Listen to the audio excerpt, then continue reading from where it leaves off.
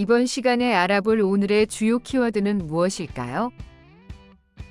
이번 시간의 주요 키워드는 신경조직으로 몸 전체에 연결되어 있는 연락체계로 신경계통의 신경기능을 주관하는 신경성분인 신경세포와 이를 지지하고 보호하는 버팀성분인 신경악교세포로 구성된 조직을 말합니다. 이번 시간의 학습 내용은 신경조직구와 신경의 흥분 전도에 대해 살펴보겠습니다. 학습 목표로는 신경조직구와 신경의 흥분 전도에 대해 이해하고 설명할 수 있습니다.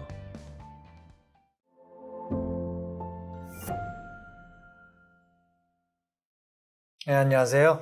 이번 시간에는 신경생리에 대해서 공부를 해보도록 하겠습니다.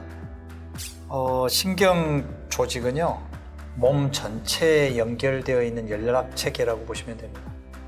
물론 그러면 어떤 형태로 어떤 구조의 세포들이 이런 연락을 가능하게 하는지에 대한 이제 내용을 좀 사전에 좀 살펴봐야 되긴 하겠죠. 그래서 신경조직은 기본적으로 신경 전도 기능을 하는 신경세포와 이를 지지하고 보호하는 신경악교세포로 이렇게 구성되어 있습니다.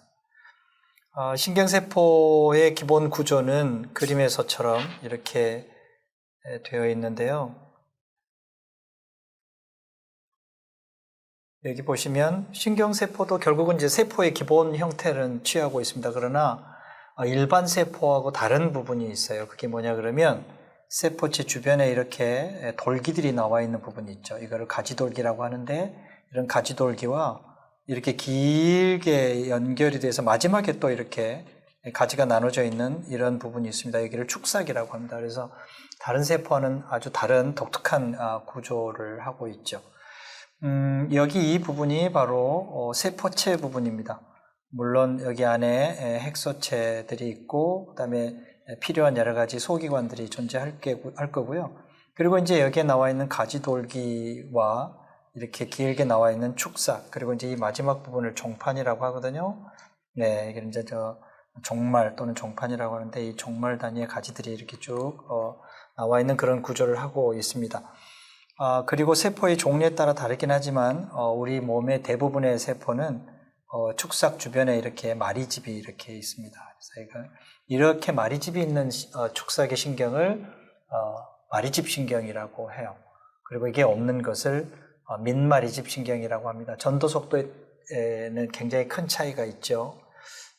그런 것도 알아보도록 하겠습니다.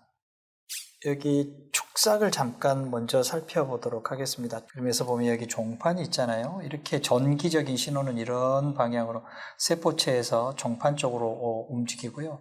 이렇게 온 종판은 다음 신경섬유하고 신경세포하고 이렇게 연결이 될 거거든요. 이렇게 연결이 되는 이 부분을 시냅스라고 합니다. 시냅스라고 하고 있고요. 이 시냅스를 중심으로 해서 여기를 시냅스 신경이라고 하고 여기는 후신경이라고 얘기를 합니다. 그래서 신경 전도의 방향은 세포체에서 종판으로, 종판에서 다음 인접세포로 이동을 한다라고 보시면 될 것 같습니다. 그래서 여기 보시면 시냅스 나와 있습니다. 시냅스가 신경세포에서 또 신경세포로 연결하는 연결 부위다라고 여러분들이 알고 계시면 될 것 같습니다. 신경세포를 분류를 한번 해보면 분류하는 방법이 이제 여러 가지가 있습니다만 그 중에 먼저 기능적인 분류를 한번 볼까요? 신경세포가 하는 일이 뭐냐라는 얘기인데 아마 전 시간에도 그런 얘기를 했을 겁니다. 신경세포는 자극의 전달 방향에 따라서 분류를 해봅니다. 그래서 감각 수용기 또는 감각기로부터 외부의 정보를 받고 이거를 중추신경계로 이렇게 보내는 신경이 있어요. 이 라인을 들신경세포라고 합니다. 들신경세포. 그래서 감각 수용기와 중추신경 사이를 연결해주는 신경 부분인 거죠. 그리고 이제 반대로 중추신경계에서 다시 효과기로 전달해주는 신경세포가 있는데 이 신경세포는 반대로 중추에서 나간다 그래서 날신경이라고 합니다. 중추신경계에서 발생된 운동 자극을 근육이나 분비샘 같은 효과기로 보내서 기능을 할 수 있도록 하게 하는 거죠. 이것들 사이에 이런 신경들 사이에 신경들이 또 있습니다. 그런 신경들을 사이신경 또는 연합신경이라고 한다. 이거는 중추신경이나 말초신경 때 다시 설명을 드리도록 하겠습니다. 기본적으로 기능적인 분류를 그림으로 살펴보면 이건 거죠. 여기가 앞정에 여러분들이 손에 찔리면 여러분들이 통증을 느끼게 될 건데 그것을 신경 경로로 따져보면 이 아픔을 느끼는 수용기를 감각기라고 합니다. 감각기에서 수용하고 이 감각신경 세포를 통해서 어디로 보내요? 중추신경계로 보내야 되겠죠. 이게 중추신경, 여기는 반사신경을 통해서 이제 하는 걸로 되어 있는데 여기에서 이렇게 중추로 간다고 가정을 해보시죠. 중추로 가고 이 중추에서 다시 효과기를 이렇게 보내는데 효과기는 뭐예요?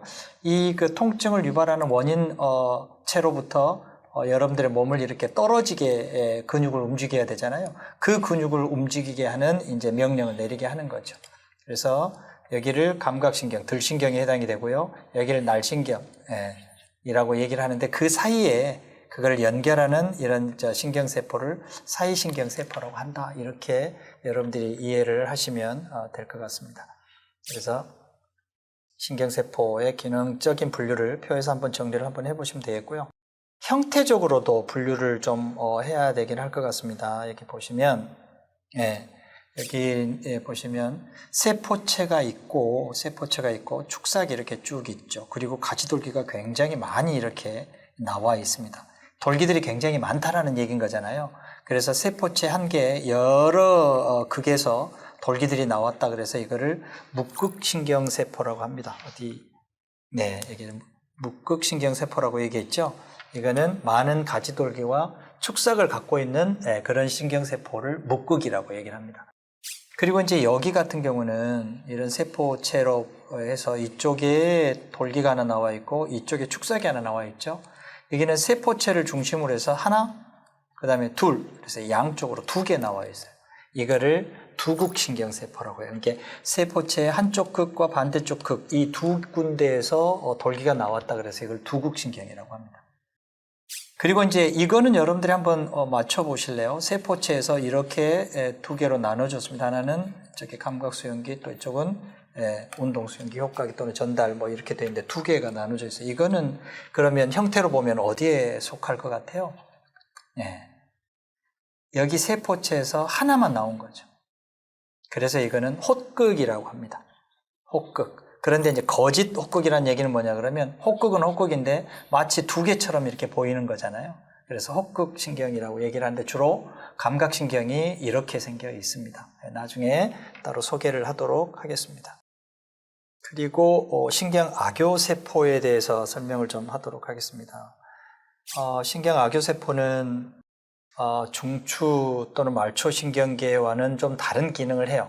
다시 말해서 세포를 재생시키거나 신경세포를 재생하거나 또는 마리집 신경을 이렇게 형성하거나 영양분이나 이런 걸 공급하거나 또는 이런 신경세포가 손상되지 않도록 면역 방어 기능을 하거나 하는 그런 보조적인 역할을 하는 세포들을 총칭해서 신경악교세포라고 합니다.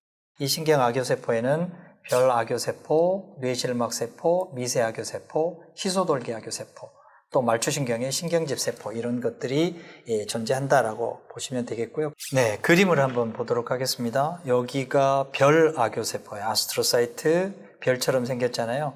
그리고 여기는 뇌에 있습니다. 뇌에 뇌척수액을 생성하는 뇌실에 있는 이제 세포인데 여기에 이제 그 선모들이 나와 있는 뇌실막 세포고요. 잘 기억하세요. 그리고 여기는 미세악교세포예요. 그림은 굉장히 크게 그려져 있지만 가장 작은 사이즈의 세포라고 보시면 될 것 같습니다.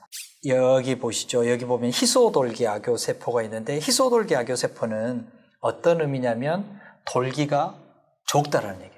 보통의 신경세포는 돌기가 굉장히 많은데 이 세포는 작아요. 대신에 그 돌기가 주로 어디로 되어 있습니까? 바로 이 축삭하고 연결이 되어 있습니다. 이거 꼭 기억하시고요. 그리고 이제 여기에 보면 신경집 세포 있습니다. 지금까지 계속 마리집 또는 신경집 그 얘기를 했었잖아요. 바로 말초신경의 마리집을 형성하는 세포를 쉬반 세포 또는 신경집 세포라고 합니다. 중추신경계에서의 마리집은 바로 이 희소돌기 악교세포에서 한다라고 보시면 될 것 같습니다. 요것을 좀 정리를 한번 좀 해보시죠.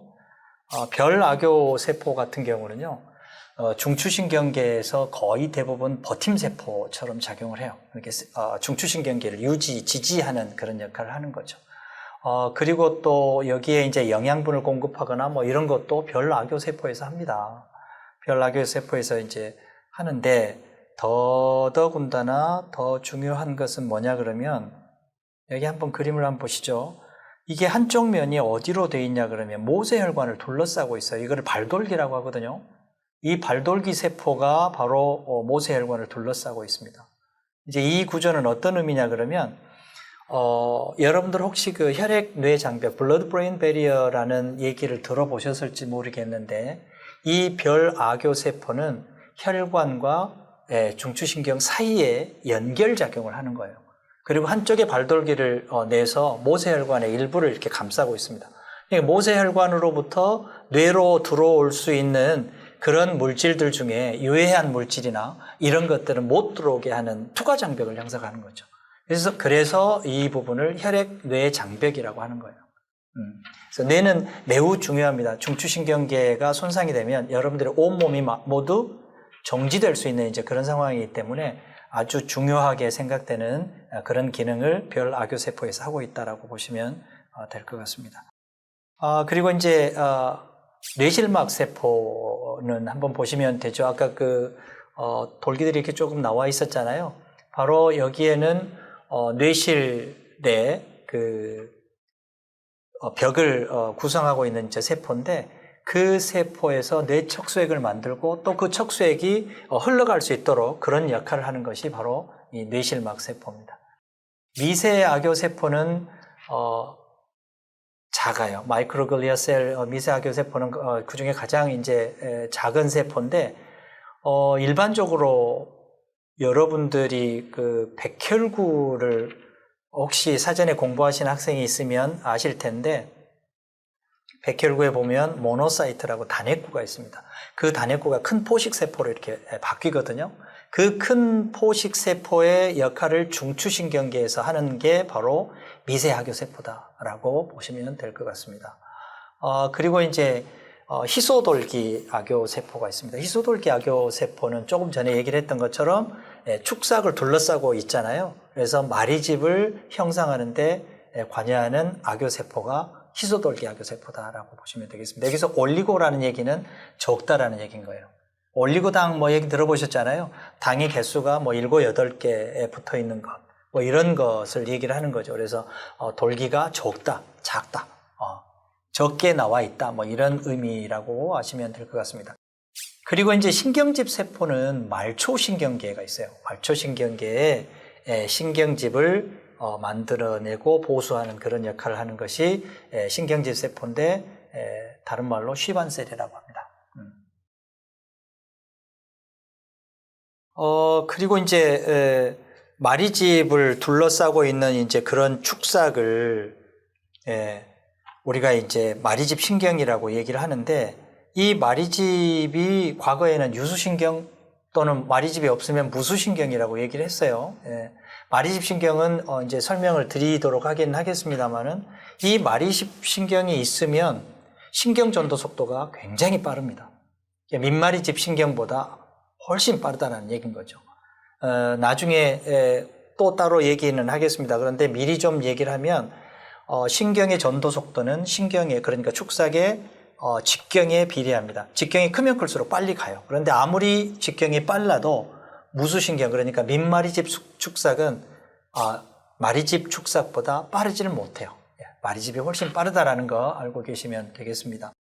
네, 마리집을 한번 보시도록 하시죠. 여기가 축삭이 보이죠? 이 축삭 주변으로 이렇게 마리집이 이렇게 둘러싸여 있어서 절연체 역할을 합니다. 이 절연체 역할을 하게 되면 여기 그 축삭을 흐르는 이제 그 수동적 전류라고 있는데, 그 전류의 손실을 막아주는 거예요. 그래서 훨씬 빠르게 전달을 할 수 있습니다. 나중에 도약전도에 가서 설명을 드릴 거고요. 여기 아래 민마리집 축삭 같은 경우는 그 마리집이 둘러싸여 있지 않는 거죠. 노출되어 있는 그 부분 보이시죠? 이런 것들을 민마리집 축삭이라고 합니다. 그러면 이런 이제 그 축삭, 신경세포 축삭을 따라서 어떻게 신경 전도가 일어나는지 한번 살펴보도록 하겠습니다.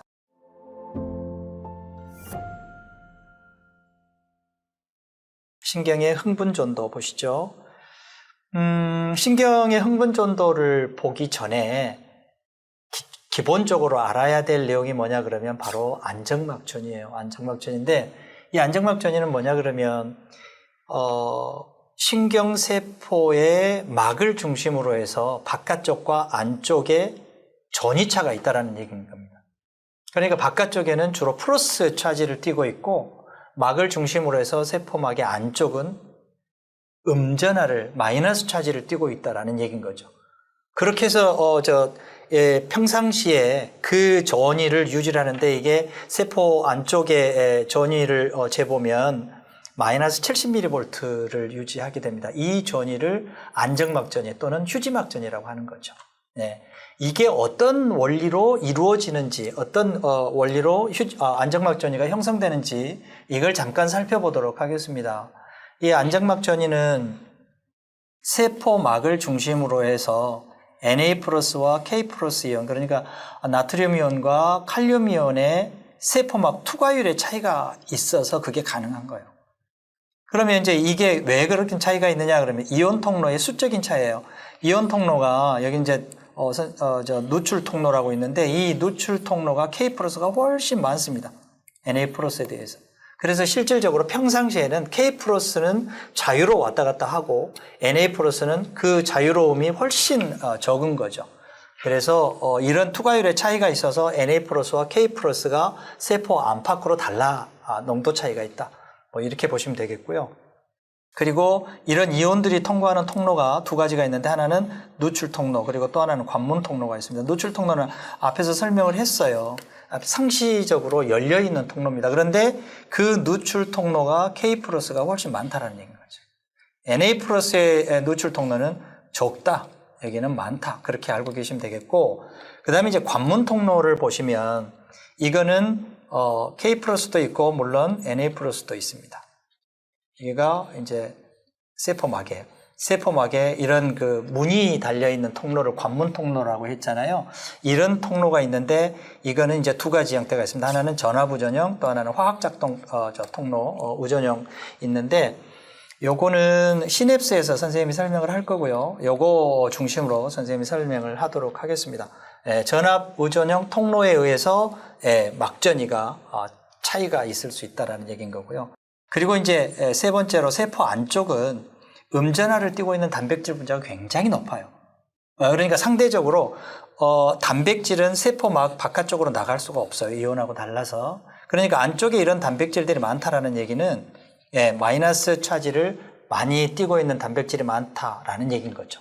그래서 여기가 마이너스 70mV를 유지할 수 있는 근본적인 힘이 바로 음전하를 띤 단백질 분자의 농도에 있습니다. 그리고 이제 마지막으로 Na+와 K+를 펌프를 이용해서 Na+, 그렇지 않아도 안에는 적은데 Na+를 바깥쪽으로 퍼내고 K+는 안으로 이렇게 들어오게 하는 이제 그런 펌프의 작용이 있어요. 거기에 대해서 그림을 보면서 설명을 드리도록 하겠습니다.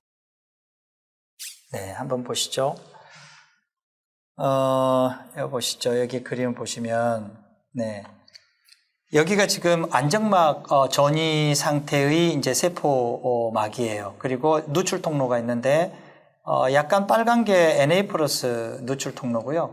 요거는 K+ 누출 통로입니다. K+ 누출 통로가 훨씬 많으니까 자유로 나갈 수 있잖아요. 그죠? 그런데 한번 나간 Na+는 안쪽으로 들어오기가 쉽지 않다라는 얘기인 거죠.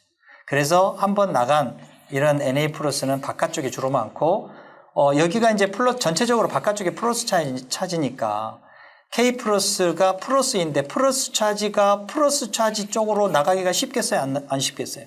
어렵겠죠. 그래서 설사 이렇게 구멍이 열려있다 하더라도 통로가 열려있다 하더라도 K+는 잘 나가지 못한다라는 얘기인 겁니다. 왜냐하면 바깥쪽이 전체적으로 플러스 차지이기 때문에 이제 그렇게 일단 보시면 되겠어요. 그래서 일단 Na+는 바깥쪽이가 높고 K 플러스는 안쪽이 높다. 이렇게 보시면 되겠고요.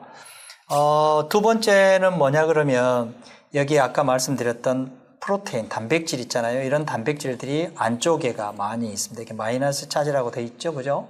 마이너스 차지를 띤 여기들이 훨씬 많아요. 그러니까 여기가 마이너스가 있는데 플러스가 있는 쪽으로 굳이 K 플러스가 나가려고 하겠어요? 안 되는 거죠. 그래서 못 나가게 하는 이제 그런 역할도 하는 거예요. 그래서 안쪽이 K 플러스가 많을 수밖에 없습니다. K 플러스가 많고 바깥쪽은 NA 플러스가 많다. 뭐 이런 얘기인 거고. 그리고 이제 또 하나는 설사 이게 들어왔다 나왔다 하더라도 NA 플러스가 들어오면 이렇게 들어온 것들은 이 펌프에 의해서 여기 아까 NA 플러스 K 플러스 펌프를 아마 설명을 했을 거예요. 기초할 때. ATP를 쓰면서 능동수성 아시죠? ATP를 쓰면서 NA 플러스 바깥쪽으로 3개를 보내고 바깥쪽에 있는 K 플러스는 안쪽으로 2개를 이렇게 넣습니다. 그러니까 NA 플러스가 훨씬 바깥쪽에 많이 쌓이게 되고 또 안으로 들어오는 K 플러스는 토탈 숫자로 보면 NAS 3개, NA 플러스 3개, K 플러스는 1개 들어오잖아요. 그래서 안쪽보다는 바깥쪽이 훨씬 높은 플러스 차지를 유지하게 된다는 얘기인 겁니다. 그리고 NA 플러스가 또 많게 되고 안쪽은 K 플러스가 되는 그래서 이런 형태가 안정이 되면 들고 나는 것이 거의 이퀄리브리엄 상태가 되는 거죠. 유동이 별로 없게 되는 상태가 되죠. 그 상태를 안정막 전이라고 한다. 이때의 세포 내 전이가 마이너스 70mV를 유지하게 된다는 얘기인 거예요. 이걸 안정막 전이라고 합니다. 이 안정막 전이가 바뀌게 되면 이제 그때서야 활동 전이가 만들어지는데 이 활동 전이가 결국은 신경 전도를 일으키게 하는 힘이 되는 거예요. 그럼 이제 이 활동 전이를 어떻게 해서 이제 만들어지는지 한번 살펴보도록 하겠습니다. 안정막 전이 상태에서는 전압 의존형 통로가 닫혀 있습니다. 아까 그 누출 통로만 열려 있는 상태잖아요. 그런데 이제 여기에 이렇게 축삭이 이렇게 있고 여기에 이제 자극이 스티뮬러스가 이렇게 올 겁니다. 스티뮬레이션이 오게 되면 여기에서 이제 제일 먼저 하는 일이 뭐냐 그러면 NA 플러스 통로가 열려요. NA 플러스 통로를 한번 볼까요? 여기 이렇게 되어 있습니다. NA 플러스 통로가 여기에서 이제 자극이 오게 되면 NA 플러스 통로가 열리죠. 여기에서 그 자극에 반응하는 이제 그 통로가 바로 이제 전압 의존형 NA 플러스 통로가 이렇게 열리게 된다라는 얘기인 겁니다. 여기서는 지금 이제 안정막 전이 상태니까 전부 닫혀 있잖아요. 그래서 자극이 오게 되면 탈분극이 시작하는데 그 시작이 바로 NA 플러스 통로가 열려서 NA 플러스가 안쪽으로 이렇게 들어간다라는 얘기인 거죠. 이게 이제 처음의 시작은 지극히 국소적으로 이런 현상이 생깁니다. 그래서 NA 플러스가 이렇게 열리게 되는데, 들어오게 되는데, 이렇게 들어올 때 전이가 이렇게 올라가는 거예요. 부분적으로 살짝 올라가는 거죠.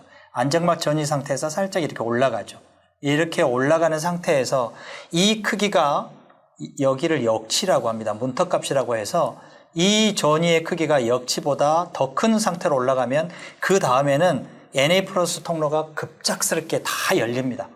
약 한 600배, 그러니까 K 플러스보다 훨씬 더 많은 600배 정도의 통로가 다 열리는 거예요. 급작스럽게 이렇게 NA 플러스가 안쪽으로 들어오니까 안쪽이 어떻게 되겠어요? 국소적으로 NA 플러스에 의해서 플러스 차지가 이렇게 되겠죠. 그렇죠? 그렇게 해서 안쪽이 이렇게 국소적인 플러스 차지가 됩니다. 이 상태를 탈분극이라고 합니다. 이렇게 탈분극이 되면 탈분극이 일어나면 그 다음에는 이제 뭐가 일어나냐 그러면 K 플러스 통로가 열리기 시작하는 거예요. 열려서 NA 플러스가 안으로 들어왔으니까 K 플러스가 대신 나가야 되잖아요. 그죠? 그래서 전이를 안정막 전이 상태로 유지를 해야 되니까 들어온 만큼 나가기 시작하는 거예요. 여기는 이제 아직 덜 나가니까 나가기 시작하면서 이제 이게 이제 떨어지기 시작하는 거예요.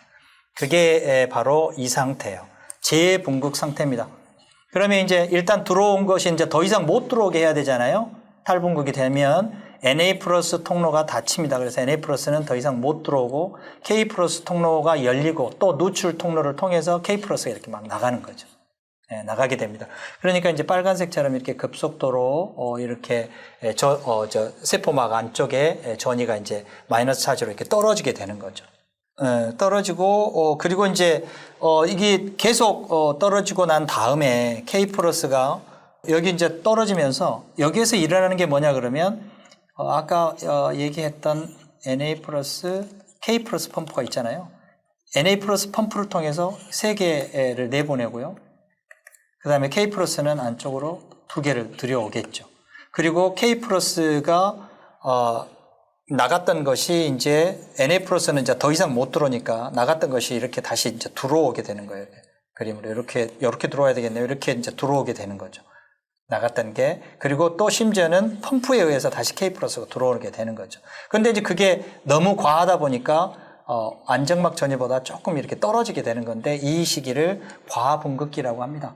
그래서 이 과분기를 거쳐서 다시 안정한 상태로 되돌리는 이제 그런 형태가 된다. 이것을 활동전이의 그래프라고 얘기를 합니다. 일단 이제 이 그래프에 대한 이제 내용 설명을 했는데요.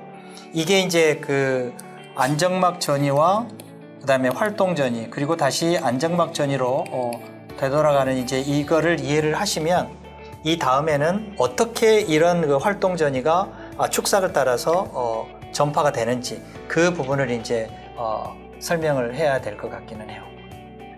오늘은 일단 여기까지 하시고 다음 시간에 이어서 설명을 드리도록 하겠습니다.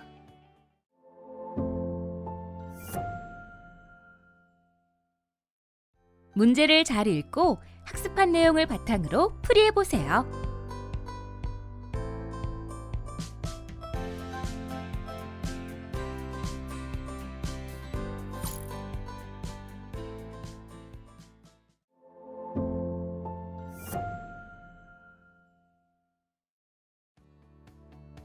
이번 시간은 신경조직부와 신경의 흥분 전도에 대해 알아보았습니다.